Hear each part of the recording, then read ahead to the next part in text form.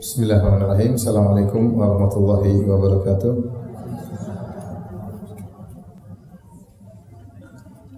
Innal hamdalillah nahmaduhu wa nasta'inuhu wa nastaghfiruhu wa natubu ilaih. Wa na'udzu billahi min shururi anfusina wa sayyiati a'malina. May yahdihillahu fala mudilla lahu wa may yudlil fala hadiya lahu. Wa asyhadu an la ilaha illallah wahdahu la syarika lahu. Wa asyhadu anna Muhammadan 'abduhu wa rasuluhu la nabiyya ba'da. Ya ayyuhalladzina amanu taqullaha haqqa tuqatih wa la tamutunna illa wa antum muslimun. Ya ayyuhan nasu taqu rabbakumul ladzi khalaqakum min nafsin wahidah wa khalaqa minha zawjaha wa batha minhuma rijalan katsiran wa nisaa'a. Wattaqullaha alladzi tasaaluna bihi wal arham innallaha kana 'alaykum raqiba. Ya ayyuhalladzina amanu taqullaha wa qulu qawlan sadida yuslih lakum a'malakum wa yaghfir lakum dhunubakum wa may yuti'illaha wa rasulahu faqad faza fawzan 'azima amma ba'd fa inna asdaqal hadithi kitabullah wa khairal huda huda Muhammadin sallallahu alaihi wasallam wa syarrul umuri muhdatsatuha wa kullu muhdatsatin bid'ah wa kullu bid'atin dhalalah wa kullu dhalalatin finnar. Hadirin dan hadirat yang dirahmati oleh Allah Subhanahu wa taala, puji dan syukur senantiasa kita panjatkan kepada Allah Subhanahu wa taala atas segala limpahan karunia yang tiada henti-hentinya Allah berikan kepada kita. Salawat dan salam semoga tercurahkan selalu kepada suri teladan kita, junjungan kita, memberi syafaat kita Nabi Muhammad sallallahu alaihi wasallam dan juga kepada keluarganya serta seluruh sahabat beliau tanpa terkecuali. Kita lanjutkan bahasan kita dari syarah kitab Umdatul Ahkam karangan Abdul Ghani Al-Maqdisi rahimahullahu taala. Yang kitab Umdatul Ahkam adalah kitab yang mengumpulkan hadis-hadis yang berkaitan dengan fikih dari kitab Sahih Al-Bukhari dan Sahih Muslim. Kita masih dalam pembahasan tentang hukum-hukum yang berkaitan dengan salat berjamaah dan kita masuk pada hadis berikutnya. An Abdullah bin Umar radhiyallahu anhuma anin Nabi sallallahu alaihi wasallam qala. Dari sahabat Ibnu Umar radhiyallahu anhu dari Nabi sallallahu alaihi wasallam bahwasanya Nabi bersabda, "Idza sta'dzanat ahadakum imra'atuhu ilal masjidi fala yamna'uha." Jika istri salah seorang dari kalian minta izin kepadanya untuk pergi ke masjid, maka janganlah dia melarang istrinya untuk ke masjid. Faqala Bilal ibnu Abdullah. Maka Bilal anaknya Ibnu Umar. Jadi Ibnu Umar punya anak, ada namanya Abdullah, ada namanya Bilal ya. Jadi Ibnu Umar punya anak namanya Bilal. Faqala Bilal ibnu Abdullah, "Wallahi lanamna'ahunna." Wallahi lanamna'uhunna. Kata dia, demi Allah aku akan melarang istri-istri untuk ke masjid. Qal fa aqbala alaihi Abdullah. Maka Ibnu Umar pun menghadapi anaknya tadi, fasabbahu sabban sayyi'an, lalu dia mencela anaknya tersebut dengan celaan yang keras. Ma sami'tuhu sabbahu mithlahu qad, aku tidak pernah mendengar dia mencaci dengan cacian seperti itu sebelumnya. Wa qala, kemudian Ibnu Umar berkata, ukhbiruka an Rasulillah sallallahu alaihi wasallam wa taqulu wallahi lanamna'uhunna. Aku kabarkan kepada engkau Rasulullah SAW bilang jangan melarang, lantas kau bilang demi Allah aku akan melarang. Wa fi lafdhin, dalam riwayat yang lain kata Nabi SAW, la tamna'u ima Allahi masajid Allah. Janganlah kalian melarang hamba-hamba Allah wanita untuk pergi ke masjid-masjid Allah Subhanahu wa taala. Hadirin dan hadirat yang dirahmati Allah Subhanahu wa taala, hadis ini berkaitan khusus tentang hukum wanita ke masjid. Bahwasanya seorang wanita boleh pergi ke masjid untuk salat, untuk taklim, untuk belajar, ya, untuk mencari kebaikan di masjid. Namun syaratnya dia harus minta izin kepada suaminya. Dia harus minta izin kepada suaminya. Dan ini kita tekankan bahwasanya di antara hak seorang suami terhadap istri, atau dengan kata lain di antara kewajiban seorang istri terhadap suami adalah menetap di rumah. Ini berdasarkan firman Allah Subhanahu wa taala, wa qarna fi buyutikunna. hendaknya kalian menetap di rumah-rumah kalian. Wanita yang suka di rumahnya, ya, suka tertutup, ya, tidak dipandang oleh para lelaki, ini wanita yang terbaik, wanita yang terbaik, ya. Dan kalau mereka para istri hendak keluar dari rumah mereka, maka hendaknya mereka minta izin kepada suami mereka. Terutama kalau keluar tersebut memakan waktu yang lama, makan waktu yang lama. Kalau ke masjid saja minta izin, apalagi hanya perkara duniawi. Mau ke mall misalnya, mau ke pasar misalnya, mau ke salon misalnya, ya. Ya.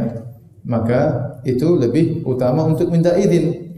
Sedangkan ke masjid saja yang untuk sholat paling, ya, totalnya paling 1/4 jam atau setengah jam itu harus minta izin, ya, apalagi kemudian keluar dalam waktu yang lama dalam perkara duniawi.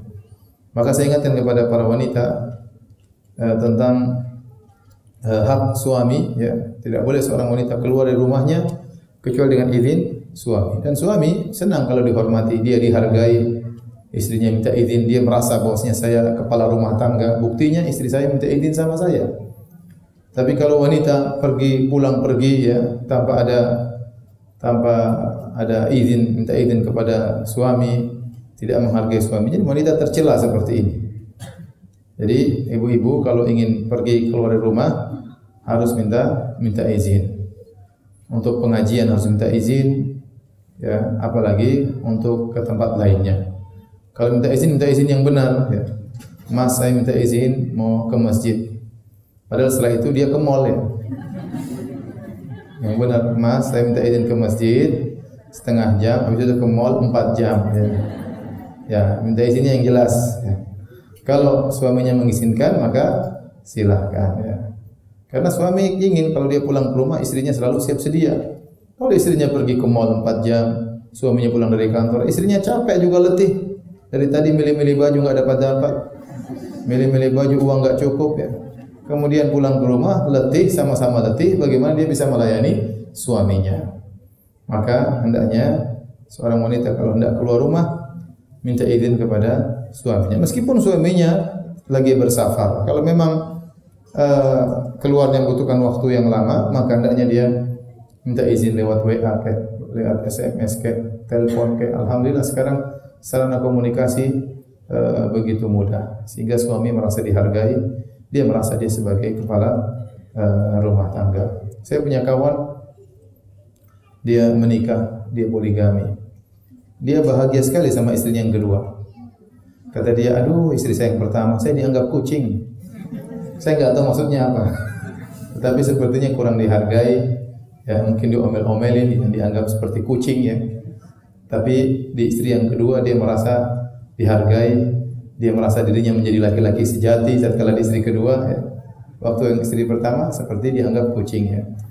Jadi maksud saya seorang wanita hendaknya menjadikan suaminya merasa suaminya adalah kepala rumah tangga dengan sikap-sikapnya yang lembut, dengan muamalah dia, di antaranya dia minta izin kepada suaminya. Dengan minta izin kepada suaminya, suaminya merasa dihargai dan itu adalah hak suami.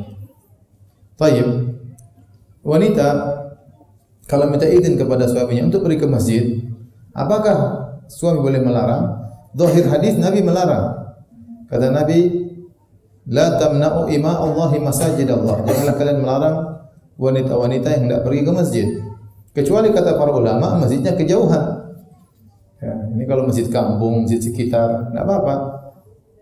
Kalau ke masjidnya ternyata butuh waktu 2 jam, 3 jam, suami berhak untuk melarang. Karena ini keluar yang tidak wajar. Keluar yang tidak wajar. Atau dia ke masjid ternyata sampai 3 jam di masjid, berhak suami untuk melarang. Tapi kalau keluar ke masjid dalam rangka yang wajar, ya, misalnya untuk sholat, ya, atau taklim lah, suaminya ngerti, maka tidak sepantasnya dia melarang istrinya. Kecuali istrinya terlalu sering tiap hari pengajian, sekali pengajian 3 jam, ya, kadang 4 jam, pengajiannya 1,5 jam, ngobrolnya 2 jam, persiapan sebelumnya sejam, persiapan setelahnya 1 jam, ya. Makan-makannya 1 jam, total dia keluar pagi, pulang duhur. Itu bisa terjadi. Itu bisa terjadi. Apalagi Jakarta dengan kemacetan yang luar biasa. Ya. Intinya kalau minta izin yang demi kebaikan dan wajar ke masjid dan kebaikan yang lain, kata para ulama, tidak sepantasnya seorang suami melarang istrinya. Misalnya dia ingin silaturahmi, ingin menjenguk orang sakit, ingin melayat, jangan dilarang ya. Sebaiknya jangan dilarang ya. Di antaranya ke masjid. Tapi kalau memang makan waktu yang lama atau terlalu jauh, maka seorang suami boleh melarang. Kemudian kenapa anaknya Ibnu Umar yang bernama Bilal ini seakan-akan menentang hadis Nabi? Dikatakan mungkin dia melihat kondisi wanita di zaman dia yang tidak sepantasnya untuk keluar rumah. Ya, seakan-akan dia mentakwil Nabi atau dia menafsirkan larangan Nabi itu hanya berlaku di zaman Nabi. Wanita boleh keluar karena wanita menjaga diri, para laki juga menjaga diri. Zaman sekarang enggak. Makanya dia bilang, demi Allah saya akan larang istri saya pergi ke masjid. Maka Ibnu Umar sahabat marah. Ya, dicaci maki anaknya sendiri. Dia tidak pernah mencaci maki sekeras itu. Kenapa? Kata dia, "Ukhbiruka an Rasulillah wa taqulu Allah la namna'uhunna." Aku bilang Rasulullah SAW bilang begini, jangan kau larang, terus kau balas dengan mengatakan demi Allah aku akan larang. Ya, maka Ibnu Umar pun marah terhadap anaknya tersebut. Dan ini adalah adab terhadap hadis Nabi SAW. Ya, tidak sepantasnya seorang menolak hadis Nabi SAW dengan logikanya, dengan ra'yunya, dengan kalaupun dia mungkin ada takwilan, ada tafsiran, maka dengan cara yang baik ya. Dengan cara yang baik. Taib. Bagaimana hukum wanita ke masjid? Pada dasarnya wanita salat di rumah lebih afdal daripada di masjid. Kata Nabi SAW, la tamna'u nisa'akumul masajid. Janganlah kalian melarang istri-istri kalian pergi ke masjid untuk salat. Wa buyutuhunna khairun lahun. Tetapi mereka salat di rumah itu lebih baik bagi mereka. Itu lebih baik bagi mereka. Dalam riwayat yang lain Rasulullah SAW berkata, wa salatuki fi dariki khairun laki min salatiki fi masjidi qaumiki. Kata Nabi SAW kepada seorang wanita, salatmu di rumahmu wahai sang wanita lebih baik daripada kau salat di masjid kaummu, di masjid kampungmu. Ini dalil yang sangat tegas bahwasanya wanita lebih afdal salat di rumah. Kenapa? Karena salat di rumah dia lebih terjaga, auratnya tidak tersingkap, tidak ada lelaki yang melihatnya, dia lebih banyak tugas di rumah, dia lebih bersih, bisa mungkin bersih-bersih atau persiapan pekerjaan di rumah, tidak perlu keluar sana keluar sini. Maka wanita lebih afdal salat di rumah daripada di masjid. Dari sini sebagian ulama berpendapat, di antaranya Syekh Ibnu Baz rahimahullahu taala, Syekh Ibnu Baz mengatakan jika seorang wanita salat di rumah maka salatnya minimal 27 kali lipat. Sama seperti seorang laki kalau salat di masjid. Kenapa? Karena Nabi SAW mengatakan wa buyutuhunna khairun lahun. Salat mereka di rumah lebih baik bagi mereka daripada salat mereka di masjid. Dan kita tahu lelaki kalau ingin dapat 27 kali lipat dia harus ke masjid. Dia harus ke masjid. Kalau dia ke masjid baru salat berjamaah baru dia mendapat 27 kali lipat. Wanita syariat memuliakan, syariat memberikan kemudahan. Wanita salat di rumah tidak usah ke masjid, dia sudah dapat 27 kali lipat. Dia sudah dapat 27 kali lipat. Ini pendapat sebagian ulama, dia Syekh bin Baz rahimahullahu taala. Namun perlu saya ingatkan wanita yang hendak ke masjid hendaknya menjaga diri, jangan berhias, jangan berias, jangan pakai minyak wangi, ya. Jangan tampil di sana sini untuk dilihat oleh para laki. Sejauh mungkin dia berusaha untuk tidak berinteraksi dengan lelaki itu lebih baik. Sejauh mungkin dia berusaha untuk tidak dilihat oleh para laki maka itu lebih baik. Sejauh mungkin kalau dia bisa menutup wajahnya, dia bercadar itu lebih baik. Itu lebih baik ya. Oleh karena sering saya sampaikan sebagian ulama Syafi'iyah berpendapat jika wanita terkenal cantik maka tidak boleh ke masjid. Kenapa? Karena anak mengganggu orang-orang yang di masjid. Mengganggu imamnya, mengganggu ustadznya. Ustadznya jadi lebih konsen Jadi jangan. Tapi kalau pas-pasan enggak apa-apa.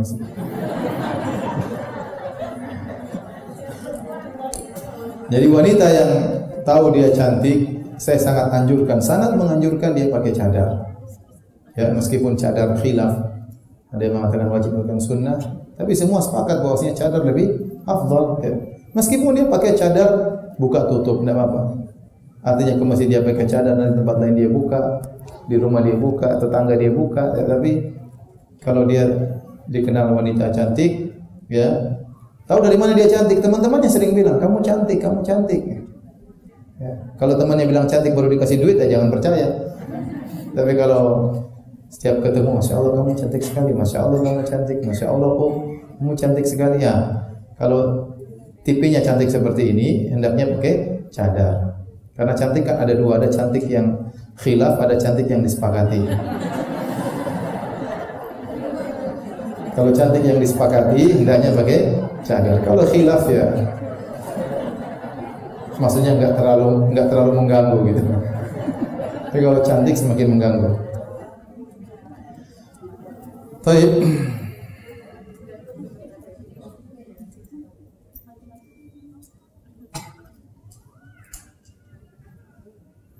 Hal ini kecuali kalau sholat Id, maka dianjurkan wanita untuk keluar rumah.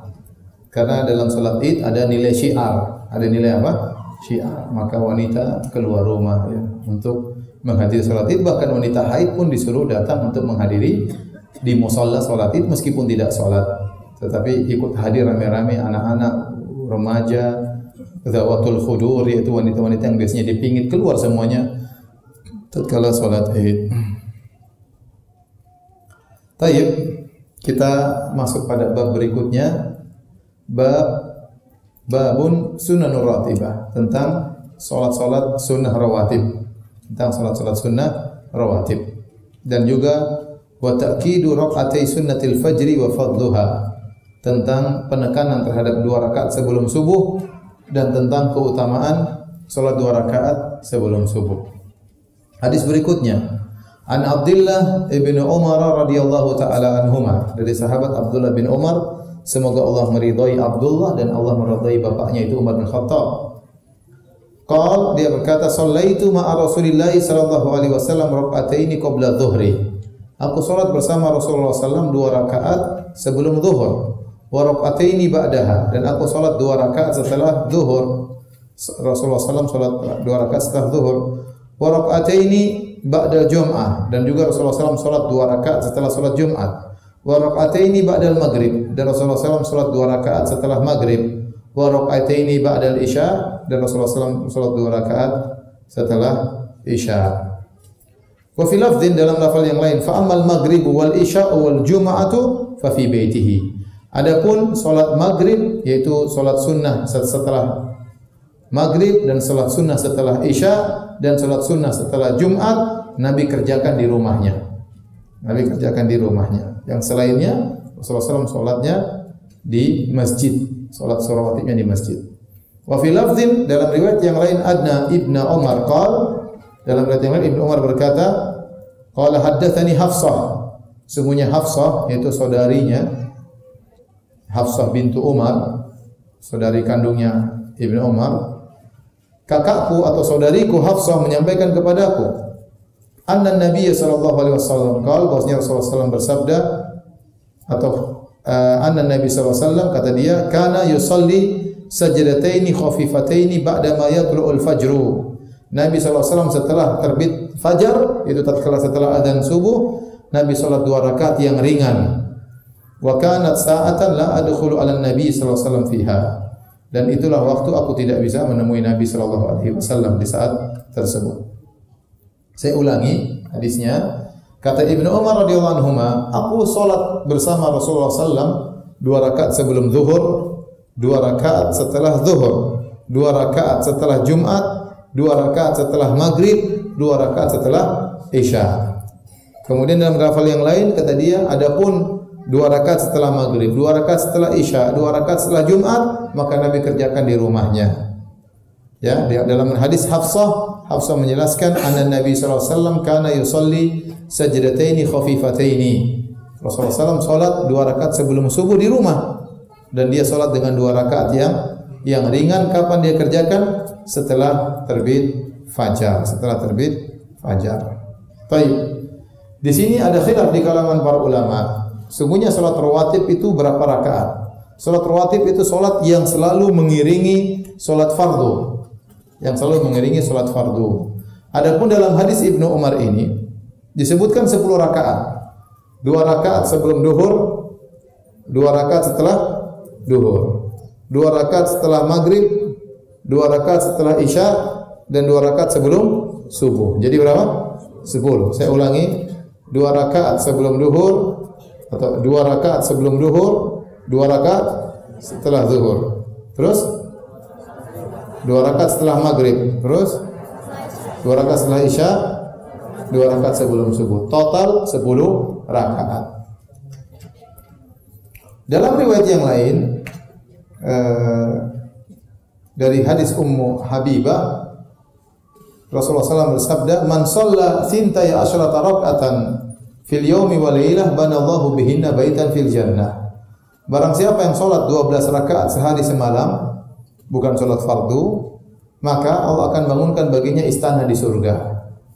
Kemudian dijelaskan, 4 raka'atin qabla dhuhr, 4 rakaat sebelum zuhur, 2 rakaat setelah zuhur, 2 rakaat setelah maghrib, 2 rakaat setelah isya, 2 rakaat sebelum subuh. Jadi 12. Bedanya cuma kalau dalam hadis Ibnu Umar qabliyah zuhur 2 rakaat. Dalam hadis Ummu Habibah 4 rakaat sebelum zuhur. Dalam hadis yang lain juga, ya. Dan itu juga dalam hadis Aisyah radhiyallahu taala anha. Dalam hadis Aisyah juga, hadis riwayat Bukhari, dari riwayat Muslim, Ummu Habibah hadis riwayat Muslim. Dalam hadis Aisyah, kana Rasulullah SAW la yada'u arba'an qabla dhuhri wa raka'ataini qabla ghada. Rasulullah SAW tidak pernah meninggalkan 4 rakaat sebelum zuhur, dan Rasulullah SAW tidak pernah meninggalkan 2 rakaat sebelum subuh. Jadi ini menekankan bahwasanya salat sunat rawatib yang lebih afdal 4 rakaat sebelum zuhur.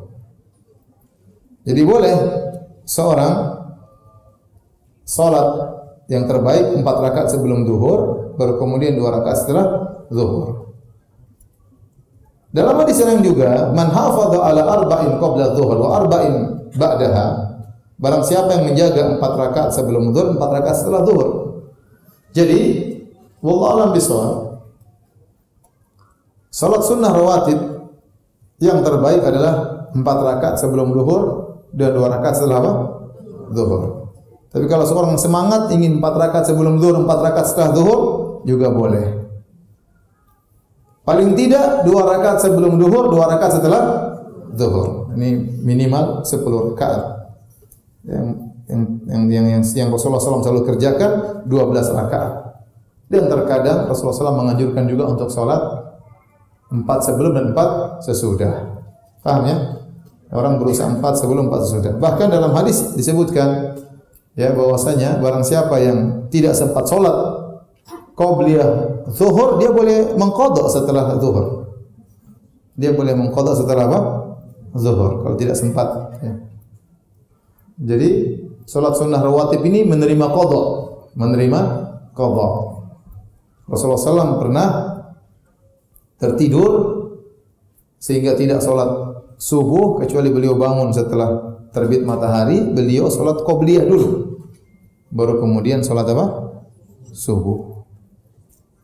Rasulullah SAW pernah sekali demikian. Ada yang mengatakan 2 kali. Waktu tatkala sedang safar dalam kondisi sangat letih. Ya.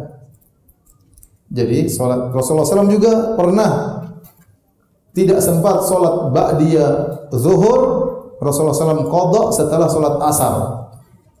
Rasulullah SAW qadha setelah salat asar. Jadi ba'diyah zuhur Rasulullah SAW kerjakan setelah salat asar. Ini dalil semuanya menunjukkan salat rawatib bisa diqadha, bisa diqadha. Baik. Jadi ada beberapa fikih yang berkaitan dengan salat rawatib ya. Yang pertama sudah kita jelaskan tadi, salat rawatib yang paling afdal berapa rakaat semuanya? 12. 10 minimal. 14 bagus. Tapi yang sering Rasulullah kerjakan adalah berapa? 12. Adapun 4 rakaat sebelum atau 4 rakaat sesudah, yang paling afdal dibagi menjadi 2 rakaat, 2 rakaat salam, 2 rakaat salam. Tapi kalau ada yang ingin mengerjakan langsung 4 rakaat, maka boleh, caranya persis seperti salat zuhur. Caranya persis seperti salat zuhur. Tapi yang afdal adalah 2 rakaat salam, 2 rakaat salam. Kemudian fikih yang kedua yang berkaitan dengan salat sunnah rawatib, ya, bahwasanya yang terbaik salat sunnah secara umum, rawatib maupun tidak rawatib, yang paling terbaik adalah di rumah. Kata Nabi SAW dalam hadis Bukhari dan Sahih Muslim, "Sallu ayyuhan nasu fi buyutikum." Wahai manusia sekalian, hendaknya kalian salat di rumah-rumah kalian. Fa inna afdhalas salati salatul mar'i fi baitihi illal maktubah. Sungguhnya salat terbaik seseorang adalah salatnya di rumahnya, kecuali salat fardu. Kata Nabi, afdalu salatil mar'i fi baitihi illal maktubah. Sebaik-baik salat seseorang adalah di rumahnya, kecuali salat fardu. Kenapa kata para ulama? Di antaranya salat di rumah banyak faedahnya. Di antaranya seorang lebih ikhlas. Tidak dilihat oleh orang ketika dia salat sunnah, dia lebih ikhlas. Kemudian yang kedua, dia menjadikan rumahnya tidak dihinggapi oleh syaitan. Karena rumahnya hidup dengan ibadah, ada baca Qur'annya, ada salatnya. Kalau tidak, rumahnya seperti kuburan. Yang ketiga, dia beri contoh kepada anak-anaknya, keluarganya, melihat dia salat apa? Salat sunnah di rumah. Tapi yang paling utama kata para ulama, jauh daripada riya, lebih ikhlas. Ya. Ini yang paling utama. Tetapi tadi sudah kita sebutkan, sebagian kalau orang ingin salat rawatib di masjid boleh. Tadi kata Ibnu Umar radhiyallahu taala anhuma, fa ammal maghribu wal isya'u wal jum'ah fa fi baitihi. Adapun 2 rakaat setelah maghrib, 2 rakaat setelah isya, 2 rakaat setelah Jumat, Nabi kerjakan di mana? Di rumah. Ini isyarat bahwasanya selain itu Nabi kerjakan di masjid. Jadi tidak mengapa salat rawatib sebagaimana kita di Indonesia antara azan dan iqamah terlalu cepat, ya. Maka kita datang ke masjid, kita salat rawatibnya di mana? Di masjid. Enggak ada masalah insyaallah. Ya, tapi kalau bisa salat rawatibnya di rumah itu lebih baik. Karena kata Nabi, sebaik-baik salat seorang adalah di rumah, ya. Ustaz, ada yang bertanya kepada saya, Ustaz, kalau saya salat rawatib dulu di rumah, Ustaz, saya sampai ke masjid, mungkin saya dapat saf kedua, saf ketiga. Saya bilang, ya sudah, salat aja di masjid. Karena salat rawatib di masjid boleh, ya. Ada keutamaan yang lebih di situ agar bisa mendapatkan saf pertama. Maka silakan salat di masjid. Baik, di antara keutamaan atau fikih yang berkaitan dengan salat rawatib, bahwasanya untuk salat Jumat tidak ada salat qabliyah. Untuk salat Jumat tidak ada salat qabliyah, tapi ada ba'diyah Jumat. Dan diriwayatkan dari Nabi SAW, Rasulullah SAW pernah salat ba'diyah Jumat 2 rakaat, pernah juga 4 rakaat. Beliau salat 4 rakaat kalau setelah Jumat, salat 4 rakaat di masjid, tapi kalau beliau salat di rumah 2 rakaat. Sehingga sebagian ulama memperinci, barang siapa yang ingin qabli, ingin ba'diyah Jumat di masjid, maka sebaiknya dia salat 4 rakaat. Dan barang siapa yang ingin ba'diyah di rumah, sebaiknya dia salat 2 rakaat. Karena itulah yang dicontohkan oleh Nabi sallallahu alaihi wasallam. Tetapi tidak mengapa, mau 4 rakaat di masjid, 4 rakaat di rumah, 2 rakaat di masjid boleh. Tapi kalau kita ingin sesuai benar dengan sunnah Nabi sallallahu alaihi wasallam, barang siapa ingin ba'diyah Jumat di masjid 4 rakaat, maka itu lebih baik. Jarang orang yang melakukannya. Kebanyakan orang ba'diyah Jumat salatnya berapa rakaat? 2. Kebanyakannya 2 rakaat. Namun ini sunnah Nabi SAW. Kalau beliau salat ba'diyah Jumat di masjid, dia salatnya 4 rakaat. Kalau salat di rumah, salatnya 2 rakaat. Adapun qabliyah Jumat, maka tidak ada sunnahnya. Dan itu susah terjadi di zaman Nabi sallallahu alaihi wasallam. Kenapa? Karena Nabi sallallahu alaihi wasallam begitu naik mimbar langsung adzan. Terus kapan mau salat qabliyah? Kapan mau salat qabliyah? Ya. Kemudian yang mendukung akan hal ini bahwasanya salat qabliyah itu tidak dikerjakan kecuali sudah masuk waktu. Salat qabliyah itu tidak dikerjakan kecuali setelah masuk waktu. Anda tidak boleh salat qabliyah zuhur jam 11 siang. Kenapa? Belum azan zuhur. Kapan disyariatkan qabliyah zuhur? Kalau sudah azan zuhur. Kalau sudah azan zuhur. Dalam hadis ini lihat tadi kata Hafsah, kana yusalli sajdataini khafifataini ba'da mata yatlu'ul fajru. Rasulullah sallallahu alaihi wasallam salat qabliyah subuh dengan 2 rakaat yang ringan kapan? Setelah terbit fajar. Maka tidak boleh seorang salat qabliyah subuh sebelum azan subuh. Enggak boleh. Tetapi salat qabliyah subuh dikerjakan setelah azan subuh. Demikian juga salat qabliyah zuhur dikerjakan setelah azan zuhur. Nah, hal ini menunjukkan tidak ada qabliyah Jumat. Tidak ada qabliyah Jumat. Tetapi yang dianjurkan sebagaimana pernah kita sampaikan bahwasanya kalau seorang sudah sampai di masjid di hari Jumat di pagi hari, dia boleh salat terus sampai imam datang. Dan pendapat yang lebih kuat tidak ada waktu terlarang. Kalau di hari-hari lain 10 menit sebelum duhur tidak boleh salat sunnah karena itu waktu terlarang. Tapi untuk khusus salat Jumat kata para ulama lanjut aja enggak masalah sampai imamnya datang. Namun itu tidak dinamakan dengan salat apa? Qabliyah. Itu namanya salatul intizar. Ini salat menanti datangnya imam. 2 rakaat, bangun lagi 2 rakaat, bangun lagi 2 rakaat, bangun lagi 2 rakaat, bangun lagi sampai imam datang. Sampai imam datang ya. Adapun kebiasaan masyarakat setelah azan pertama kemudian mereka salat, boleh saja sambil menunggu imam, tapi jangan disangka itu salat qabliyah. Jangan disangka itu salat apa? Qabliyah.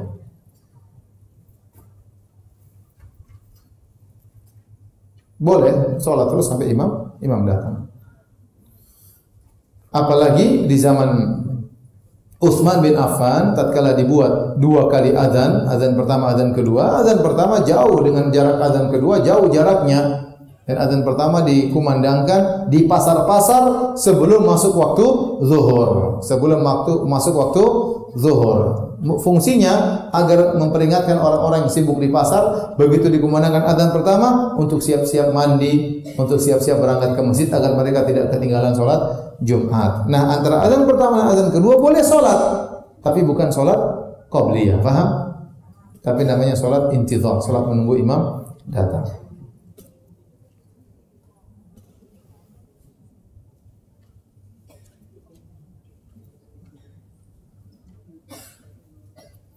Kemudian ada di sana salat-salat yang juga dianjurkan berkaitan dengan salat fardu namun bukan salat rawatib.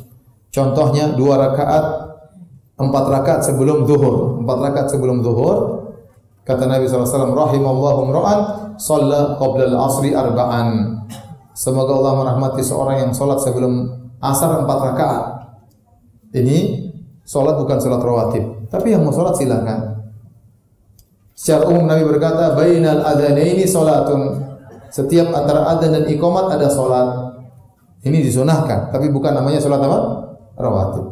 Salat rawatib itu Nabi punya perhatian khusus untuk selalu melaksanakannya dan tidak meninggalkannya.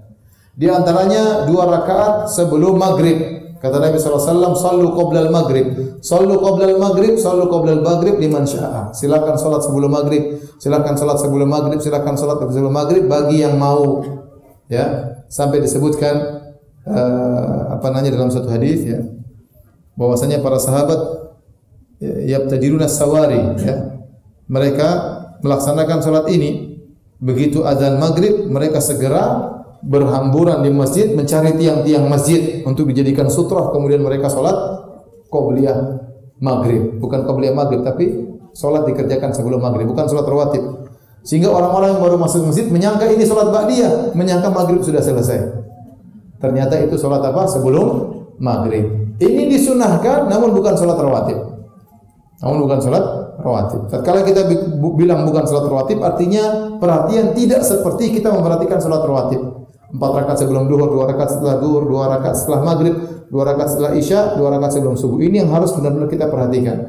Adapun 2 rakaat sebelum maghrib, atau 2 rakaat sebelum asar, atau 4 rakaat sebelum asar, kalau kita kerjakan afdal, kalau enggak juga tidak jadi masalah. Perhatian tidak seperti perhatian salat rawatib. Baik, apa fungsi salat rawatib? Fungsinya kita tahu bahwasanya yang dihisab dari seorang hamba pertama kali adalah salatnya. Nah, Allah mengecek salat-salat fardu kita. Kalau ternyata ada kekurangan, maka Allah suruh malaikat untuk melihat salat sunnah kita, untuk menambal kekurangan yang ada pada salat fardu. Dalam hadis kata Rasulullah sallallahu "Inna awwala ma yuhasabun nasu bihi yaumal qiyamah min a'malihim as-salat." Sungguhnya amalan yang pertama kali dihisab oleh Allah pada hari kiamat adalah salat. Yaqulu Rabbuna li malaikatihi. Allah berkata kepada malaikatnya, wa huwa a'lamu, padahal Allah lebih tahu. Kata Allah, "Unzuru fi salati abdi." Lihatlah bagaimana salat hambaku ini. Atammaha aw naqasaha. Apakah salatnya sempurna, salat fardunya, atau ada kekurangan? Fa in kanat tamatan kutibat lahu tamah. Kalau ternyata salatnya sempurna, dicatat sempurna salatnya. Berarti pahalanya besar. Wa in kana naqasa minha syai'an, kalau ternyata ada kekurangan dalam salatnya, Allah berkata, "Unzuru hal li abdi min tatawwu'in." Coba cek apakah hambaku punya salat sunnah, dicek. Fa in kana lahu tatawwu'un qala, kalau ternyata hambaku punya salat sunnah, dikata Allah berkata, "Atimmu li abdi faridatahu min tatawwu'ihi." Maka sempurnakanlah salat fardunya yang kurang, tambal dengan salat-salat sunnahnya. Tsumma tu'khadul a'malu ala dzalik. Dan demikianlah cara amalan dihisab. Demikian juga Allah kalau hisab puasa wajib, Allah lihat juga, malaikat lihat. Kalau kurang, Allah suruh tambal dengan puasa-puasa apa? Sunnah. Demikian juga zakat. Kalau zakat ternyata ada kurang, Allah suruh lihat kepada sedekah-sedekah yang sunnah, kemudian untuk menambal yang wajib yang kurang tadi. Begitu cara hisab pada hari kiamat kelak. Jadi seorang berusaha semangat untuk sholat rawatib. Kenapa? Karena amal yang pertama kali dihisab adalah sholatnya. Dan siapa yang jamin sholatnya sempurna? Kita tahu sholat kita penuh dengan kekurangan. Betapa sering kita ngelamun tatkala apa? Sholat. Betapa sering barang hilang ketemu tatkala sholat. Betapa sering barang-barang yang kita sudah lupakan kita ingat tatkala sholat. Allah, oh iya, kuncinya ketinggalan pas kita sholat. Karena memang ada setan yang mengatakan uzkur kada. Harus disebutkan. Ada setan yang kemudian bisikan untuk ingat ini, ingat itu. Itu kita ingat tatkala sedang salat. Padahal sebelumnya tidak salat. Padahal sebelumnya tidak ingat. Dan ini kenyataan. Oleh karenanya, seorang semangat salat tatawwu karena untuk menambal kekurangan salat fardunya. Kalau ternyata salat fardunya sudah sempurna, semakin top lagi karena dihias dengan salat-salat sunnah. Ini yang pertama dikatakan para ulama hikmahnya. Yang kedua adalah bahwasanya salat sunnah itu membantu kita untuk lebih khusyuk. Karena kita baru kerja, sebelum salat fardu kita qabliyah dulu, baru kemudian hati sudah semakin siap, kita baca Quran, kita berdoa, baru kemudian kita salat fardu, hati sudah siap. Karena sudah didahului oleh pemanasan istilah kita dengan salat apa? Qabliyah. Ini sebagian hikmah disebutkan oleh para ulama. Demikian juga barang siapa memperbanyak salat sunnah, maka Allah semakin mencintainya. Ya, kata Nabi sallallahu alaihi wasallam dalam hadis qudsi, ya, kata Allah, "Wa ma yazalu 'abdi yataqarrabu ilayya bin nawafil hatta uhibbah." Senantiasa hambaku mendekatkan dirinya kepadaku dengan perkara-perkara yang sunnah sampai aku mencintainya. Fa idza ahbabtuhu kuntu sam'ahu alladhi yasma'u bihi wa basarahu alladhi yubsiru bihi. Kalau aku sudah mencintai hambaku, aku akan menjadi pendengarannya, aku akan menjadi penglihatannya, aku akan menjadi kakinya, aku akan menjadi tangannya. Maksudnya apa? Allah bimbing dia. Dia dijauhkan dari mendengar yang haram, dia dijauhkan dari berkata-kata yang haram, dia dijauhkan dari melihat hal yang haram, dia dijauhkan dari melangkahkan kaki kepada yang haram. Kenapa? Allah sudah cinta kepadanya, maka Allah jaga dia. Allah jaga dia. Kalau kita punya anak yang kita cintai, kita tidak ingin anak kita celaka, tidak ingin anak kita salah, maka kita bimbing dia. Jadi seorang semakin banyak melakukan perkara sunnah, di antaranya salat, ya, maka dia akan semakin dekat dengan Allah Subhanahu wa taala. Semakin dicintai. Oleh karenanya ini ibadah yang paling dicintai Allah itu salat. Tapi sudah pernah saya jelaskan. Pertama kali Nabi ketemu Allah tatkala Isra Mi'raj, Allah mewajibkan berapa kali salat sehari semalam? 50.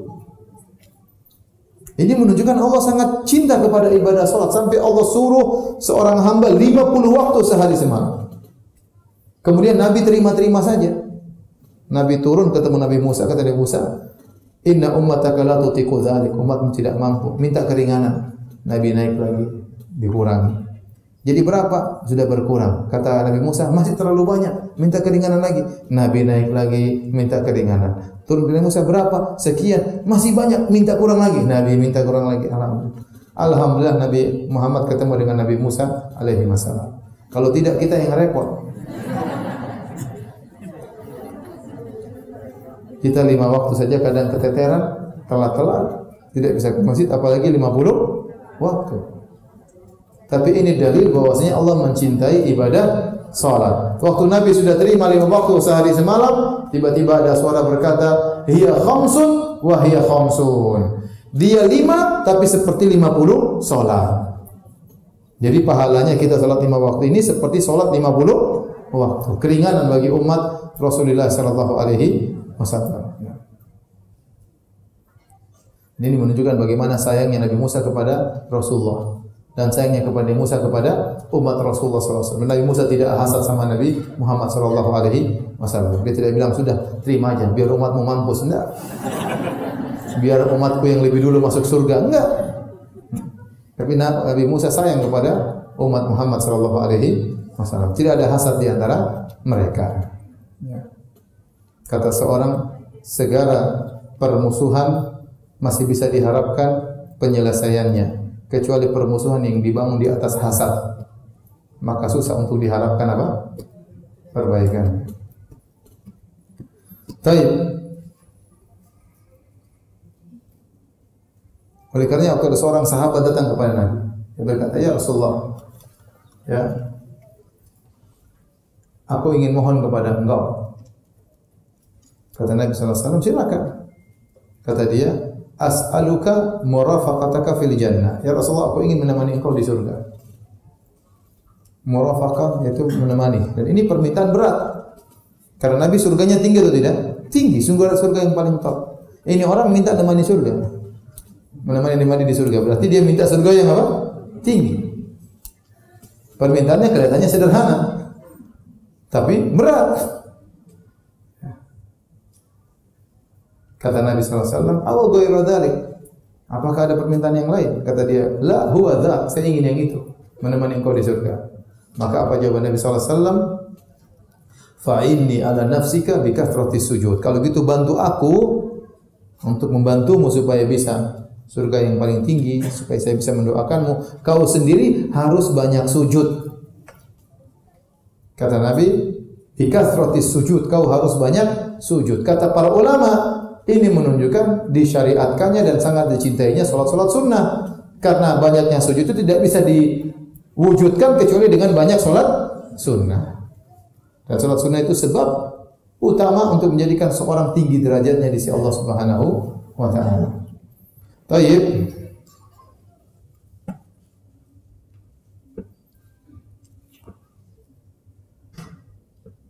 Kita lanjutkan hadis berikutnya. An Aisyah radhiyallahu taala anha, dari sahabat Aisyah radhiyallahu taala anha qala, beliau berkata,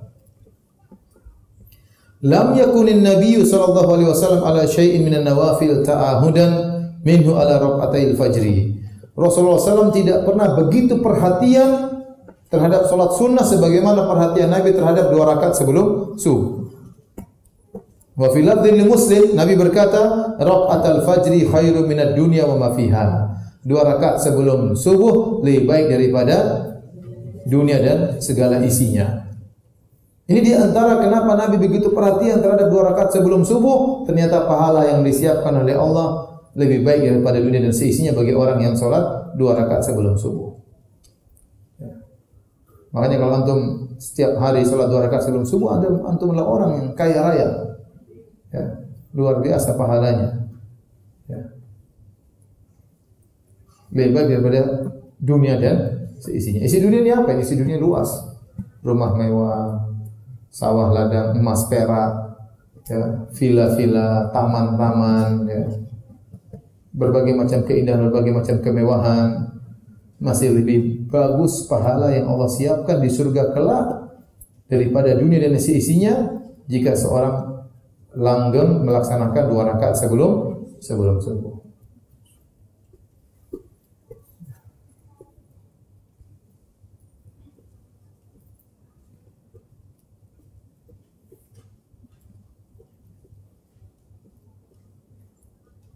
Ada orang nulis tips jitu melamar.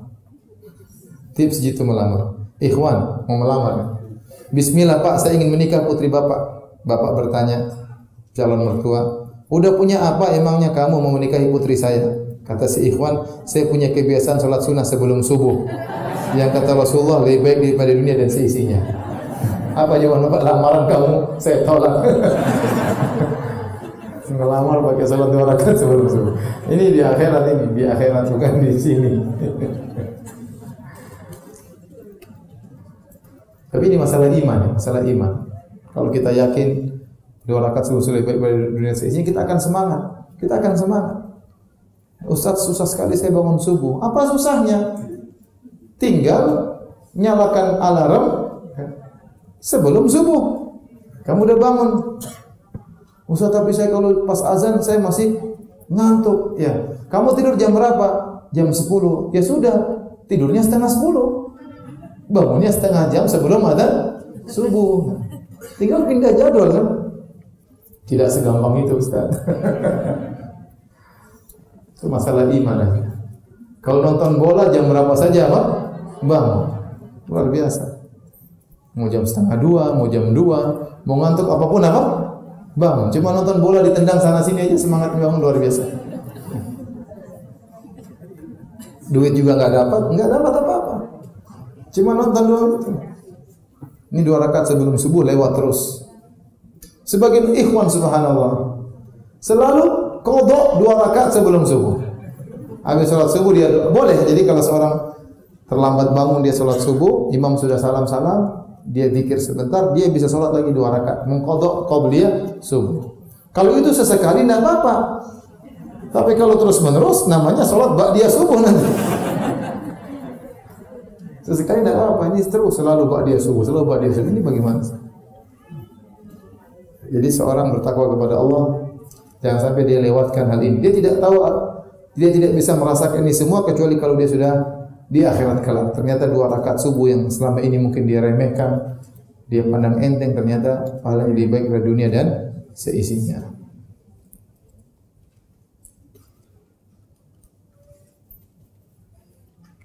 Baik, untuk salat 2 rakaat sebelum subuh, ingat caranya dikerjakan setelah azan subuh dikumandangkan. Kemudian rak'ataini khafifataini, ringan. Sampai disebutkan dalam sebagian riwayat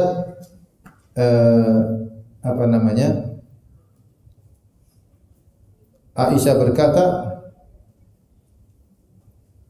hal qara'a fiha bi ummil Quran, ya. Apakah Nabi baca Al-Fatihah atau tidak? Saking cepatnya Nabi sholat. Ya. Jadi kalau sunnahnya kita sholat qobliyah subuh jangan lama-lama. Baca yang wajar, qul Al-Fatihah, qul ya al-kafirun. Kemudian rakaat kedua Al-Fatihah, qul huwallahu ahad. Rukunya juga lama-lama, jangan lama-lama, sujudnya juga jangan lama-lama. Sunnahnya sholatnya ringan. Sunnahnya sholatnya diringankan 2 rakaat yang ringan. Jadi rakaat pertama boleh baca qul ya al-kafirun, rakaat kedua qul huwallahu ahad, atau rakaat pertama dari surat Al-Baqarah ayat 136 qulu amanna billah dan seterusnya. Kemudian rakaat kedua surat Al-Imran ayat 52 qul ya ahlal kitabi ta'alu dan seterusnya. Tapi kebanyakan orang yang lebih mudah rakaat pertama qul ya al-kafirun, rakaat kedua apa? Qul huwallahu ahad.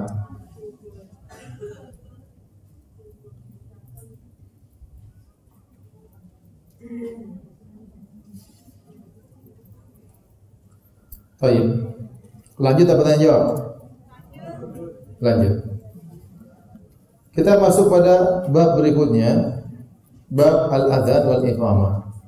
Bab tentang adzan dan iqamah.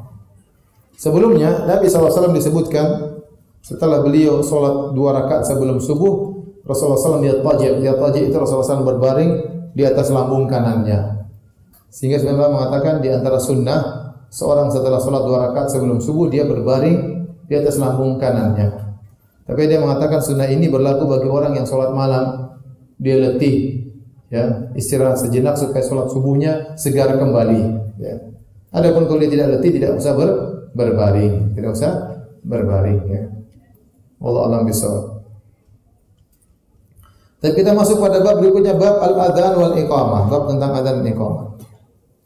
Al-adzan dalam bahasa Arab artinya al-i'lam, pemberitahuan, pengumuman.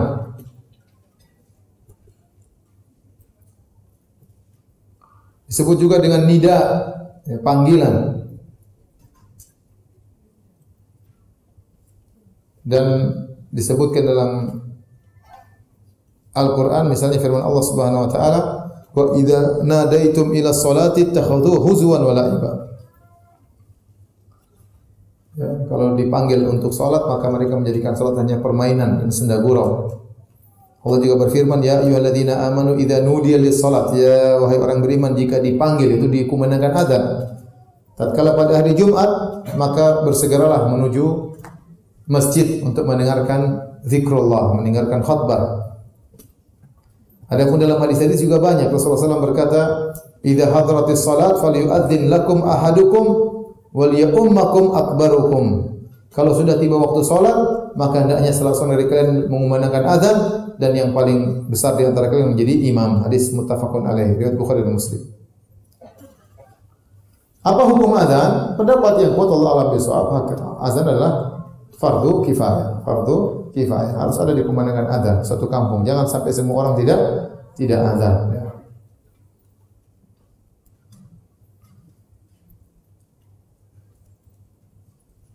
Adapun keutamaan azan banyak. Di antaranya dari hadis Abu Sa'id Al-Khudri radhiyallahu anhu, Rasulullah SAW bersabda, la yasma'u sautal muadzin insun wala jinnun wala syai'un illa syahida lahu yaumal qiyamah. Hadis riwayat Bukhari. Tidaklah suara tukang azan, suara muadzin didengar oleh manusia atau jin atau apapun kecuali mereka akan menjadi saksi baginya pada hari kiamat. Keutamaan orang, nanti manusia bisa orang ini pernah azan, jadi saksi bahwasanya dia azan tatkala di dunia. Ini dalil ya keutamaan orang yang azan, karena semakin banyak orang menjadi saksi atas dirinya.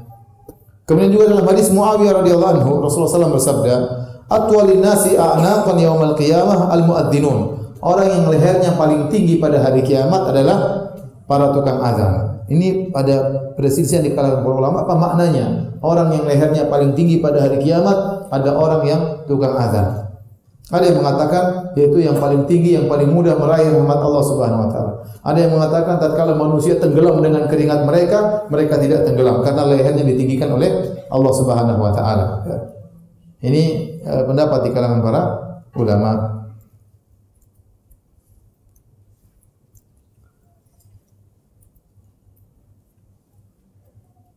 Oleh karenanya saking begitu besarnya keutamaan azan, sampai saya para ulama khilaf mana yang lebih afdal, imam atau muadzin.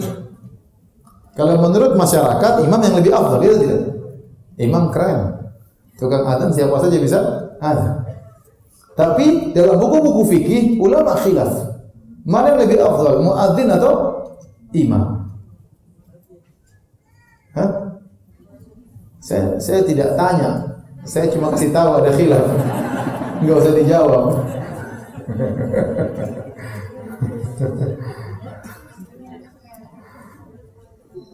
Enggak sabar banget sih jawab-jawab. Jadi ada khilaf di kalangan para ulama ya.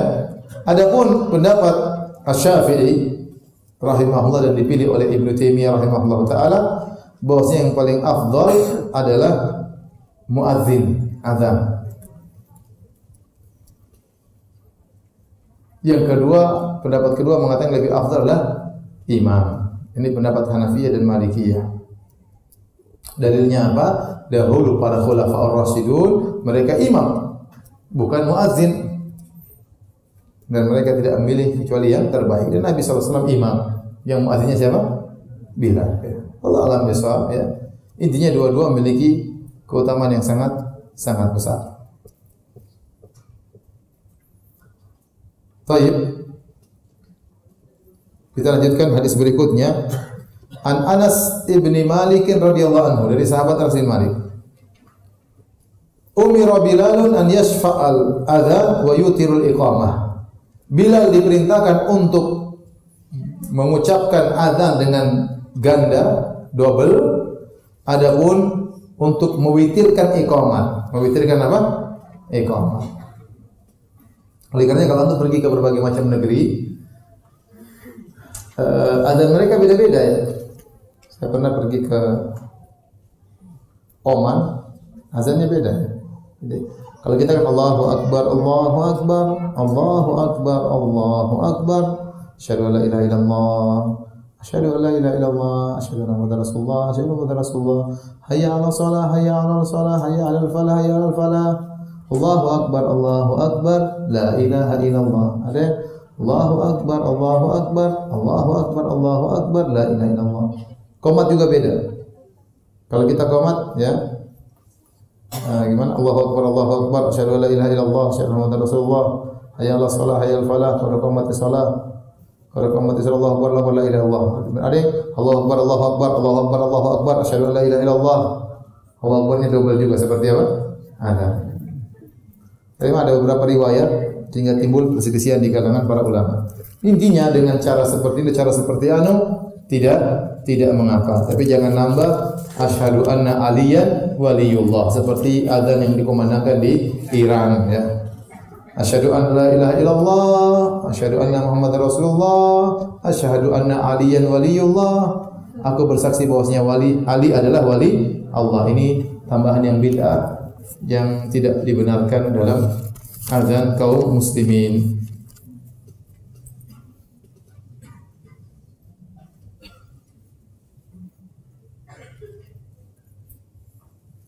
Tapi ada beberapa fikih yang berkaitan dengan azan sebelum kita membahas tentang hadis-hadis tentang azan yang lainnya. Pertama tadi hikmah kenapa azan diulang-ulang 2 kali adapun iqamat cuma sekali. Karena azan diulang-ulang untuk memanggil orang supaya mereka datang ke masjid, makanya diulang-ulang. Adapun kalau iqamat untuk hadirin orang yang hadir, untuk siapa Pak? Salat. Jadi cukup sekali sudah cukup, tidak perlu diulang-ulang. Inilah kenapa dibedakan azan dengan double, adapun iqamat cuma sekali. Kemudian syariat azan hanya disyariatkan untuk salat 5 waktu. Selain itu tidak ada azan. Tidak ada azan untuk salat sunnah, tidak ada azan untuk salat Idul Fitri, Idul Adha. Azan cuma untuk salat 5 waktu.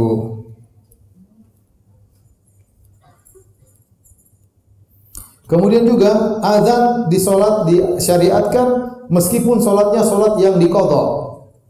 Meskipun salatnya salat diqadha. Rasulullah SAW waktu beliau bersafar, kemudian beliau tidur menjelang subuh. Akhirnya kebablasan, Bilal juga ketiduran, semuanya ketiduran. Dan bangun setelah matahari terbit. Sebelum sholat Nabi suruh Bilal azan, padahal sudah waktu siang. Jadi meskipun sholat itu diqadha, apalagi kalau safar, seorang boleh azan. Azan apa itu? Azan duha? Enggak. Ini orang baru kebangun sholat subuh, baru sadar. Kalau saya dulu main di rumah kawan saya, adiknya baru bangun jam 9, baru bangun. Tidak langsung sholat subuh. Pergi dulu makan nasi goreng, baru kemudian duduk, baru kemudian salat subuh. Masya Allah. Enggak bangun kaget. Sudah subuh, enggak, santai aja. Bangun jam berapa? Oh iya, oke, makan nasi goreng selesai. Itu baru salat subuh.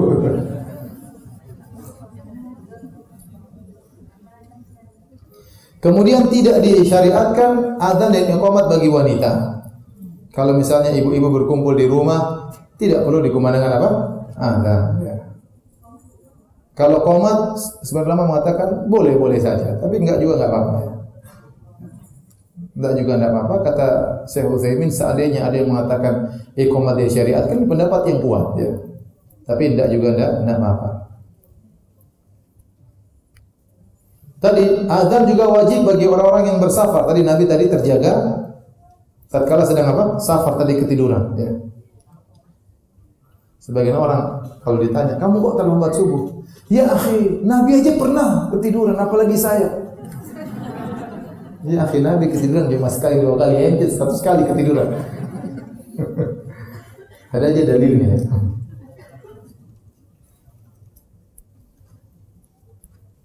Baik.